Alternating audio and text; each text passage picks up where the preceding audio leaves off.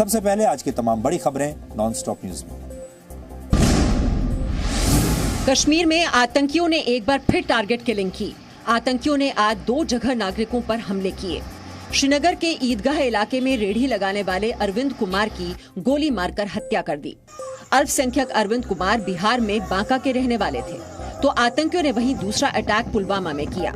पुलवामा में यूपी के रहने वाले मुस्लिम युवक सगीर अहमद को गोली मार दी। अस्पताल में इलाज के दौरान सगीर की मौत हो गई। दोनों ही इलाकों को घेर लिया गया है और आतंकियों की तलाशी शुरू कर दी गई है। जम्मू कश्मीर के पूर्व मुख्यमंत्री और नेशनल कॉन्फ्रेंस के नेता उमर अब्दुल्ला ने अरविंद कुमार की हत्या पर ट्वीट करके शोक जताया। एक नागरिक को इस तरह निशाना बनाए जाने का ये एक और मामला है। अरविंद कुमार केवल कमाई के अवसरों की तलाश में श्रीनगर आए थे और उनकी हत्या करना काफी निंदनीय है। कश्मीर के पंपोर में सुरक्षा बलों को आज बड़ी कामयाबी मिली। सुरक्षा बलों ने पंपोर में लश्कर के टॉप कमांडर उमर मुश्ताक और लश्कर आतंकी शाहिद बशीर को मार गिराया। सुरक्षा बलों ने पंपोर में उस घर को भी उड़ा दिया जहां दोनों आतंकी छिपे हुए थे। ये दोनों ही आतंकी घाटी में कई नागरिकों की हत्याओं में शामिल थे और लश्कर का top commander Umar Mushtaq 2 police वालों की हत्या में भी शामिल था। आज दोपहर में ऑपरेशन खत्म हुआ। इस ऑपरेशन में 2 हार्डकोर टेररिस्ट मारे गए लश्कर तैयबा का। एक तो उमर मुश्ताक खांडे, दूसरा शाहिद बशीर श्रीनगर सिटी का मारा गया है। दोनों बहुत सारे सिविलियन किलिंग में इन्वॉल्व था। कश्मीर पुलिस ने यह भी बताया कि घाटी में नागरिकों की टारगेटेड किलिंग की घटनाओं के बाद आतंकियों के खिलाफ एक्शन में काफी तेजी आई है। इसी के तहत अब तक राज्य के 9 जगहों पर आतंकियों से मुठभेड़ हुई, जिसमें कुल 13 आतंकवादी मारे गए। सिंघू बॉर्डर पर बर्बर हत्या के मामले में आज एक और गिरफ्तारी हुई। आरोपी निहंग नारायण सिंह को अमृतसर से गिरफ्तार किया गया। गिरफ्तारी से पहले सिंघू बॉर्डर पर लखबीर की हत्या का दावा करने वाले निहंग नारायण सिंह की एक तस्वीर भी सामने आई। तस्वीर अमृतसर से आई, जहां उसका स्वागत और सम्मान किया गया। इससे पहले कल निहंग नारायण सिंह के 2 वीडियो भी सामने आए थे। एक वीडियो में वो ये बता रहा था आखिर हत्या क्यों की गई।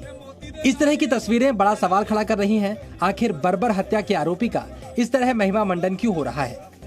वहीं दूसरी तरफ तरनतारन में लखबीर सिंह का अंतिम संस्कार किया गया। दलित संगठनों ने एससी कमीशन के चेयरमैन विजय सापला से मुलाकात कर उन्हें ज्ञापन सौंपा और दोषियों पर कड़ी कार्रवाई की मांग की। आंदोलन की स्टेज के पास उनको लटकाया गया था उल्टा। अब मर्डर हो रहे, रेप हो रहे, सब कुछ हो रहा है और अब तो क्रूरता के ऊपर आ गए। तो ये आपका ही आंदोलन का हिस्सा है और आपका ही ये सब क्योंकि किया धरा है। किसान महापंचायत में पहुंचे किसान नेता गुरनाम सिंह चढ़ूनी और राकेश टिकैत ने सिंघू बॉर्डर पर हुई बर्बर हत्या की जिम्मेदारी लेने से इनकार कर दिया। जो भी घटना हुई हो, किसी एक आदमी ने घटना करी और वही पकड़ा गया। अब पुलिस अपनी जांच कर रही, कानून अपना काम करेगा। प्रधानमंत्री नरेंद्र मोदी दिवाली के ठीक अगले दिन यानी 5 नवंबर को देवभूमि उत्तराखंड जाएंगे। यहां वो केदारनाथ धाम की यात्रा करेंगे। केदारनाथ धाम पहुंचकर बाबा केदार की पूजा अर्चना करेंगे।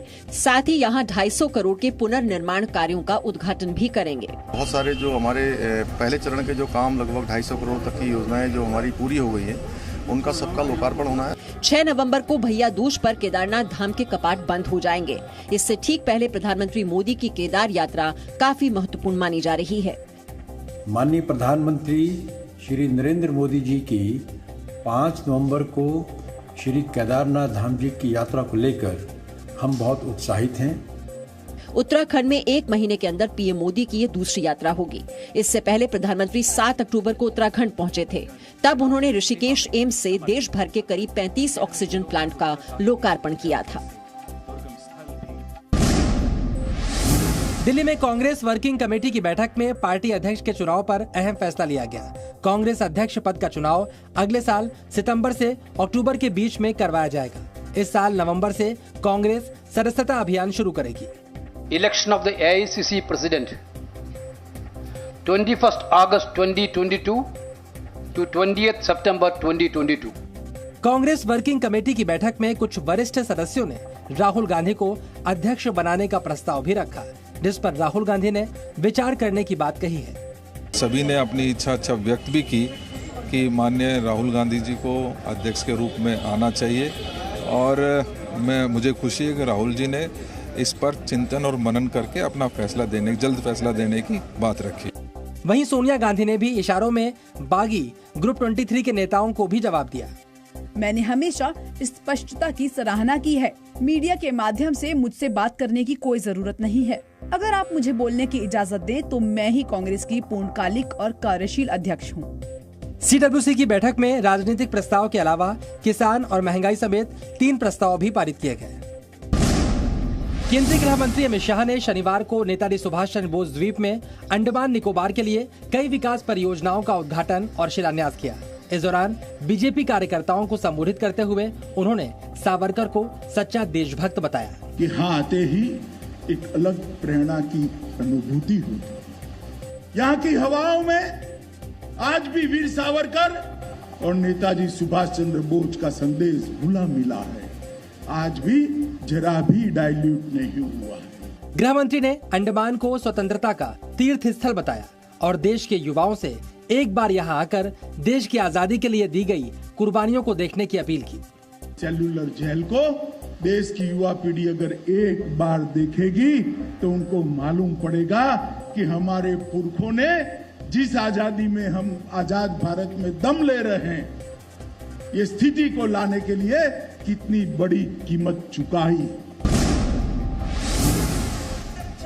आरएसएस प्रमुख मोहन भागवत ने एक बार फिर जम्मू कश्मीर से अनुच्छेद 370 हटाए जाने को लेकर मोदी सरकार की प्रशंसा की।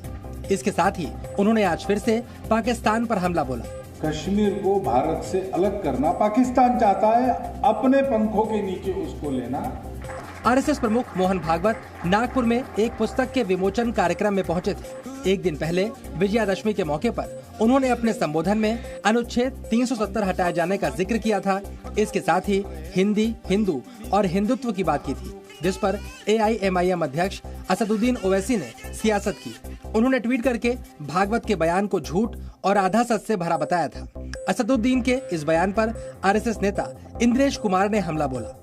ओवैसी देश के अखंडता के लिए हमेशा खतरा है और एकता को हमेशा तोड़ने, बांटने और लड़वाने का काम करते हैं। महाराष्ट्र के कैबिनेट मंत्री नवाब मलिक ने एनसीबी के जोनल डायरेक्टर समीर वानखेड़े पर सवाल उठाए हैं। नवाब मलिक ने फ्लेचर पटेल नाम के शख्स के साथ समीर वानखेड़े और उनकी बहन यास्मीन वानखेड़े की तस्वीर जारी की। नवाब मलिक ने एनसीबी के 3 पंचनामों में फ्लेचर को पंच बनाए जाने से जुड़े दस्तावेज भी जारी किए। फ्लेचर पटेल के आपके क्या रिश्ते हैं? क्यों 3 मुकदमों में 3 मामलों में वो आपका पंच है? यही सारे सवाल हैं जो एनसीबी के फर्जीवाड़े को दर्शाते हैं। नवाब मलिक का आरोप है कि एनसीबी बॉलीवुड को जानबूझकर फंसाने की कोशिश कर रही है। इसके जवाब में समीर वानखेड़े ने सत्य की विजय होने की बात कही। सत्य में जयते। वहीं यास्मीन वानखेड़े ने घटिया राजनीति का आरोप लगाया। उनको पता होना चाहिए कि कौन सी लेवल, कितनी लेवल तक गिरना चाहिए। वहीं नवाब मलिक के आरोपों के जवाब में फ्लेचर पटेल ने खुद को पूर्व सैनिक बताया है और नशे के खिलाफ मुहिम में एनसीबी का साथ देने की बात कही। मैं एक सैनिक हूँ और जब कभी भी इस सिविल प्रशासन को, यूनिफॉर्म सर्विस को, एनसीबी हो या कोई पुलिस सर्विस हो, कहीं भी मेरी जरूरत पड़े, हम वहाँ अगले 2 मिनट में पहुँचेंगे।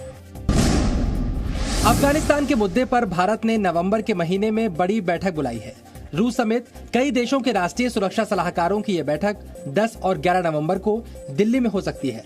खास बात यह है कि इस बैठक में शामिल होने के लिए भारत की तरफ से पाकिस्तान को भी न्योता भेजा गया है। भारत की तरफ से ये न्योता पाकिस्तान के राष्ट्रीय सुरक्षा सलाहकार मोईद यूसुफ को भेजा गया है। पाकिस्तान से जुड़े सूत्रों ने भारत से पिछले हफ्ते मिले न्योते की बात स्वीकार की है और अगर मोईद यूसुफ नवंबर में भारत आते हैं तो बतौर पाकिस्तान आने से ये उनका भारत का पहला आधिकारिक दौरा होगा। Presenting B News app available on Google Play and App Store. Download it now.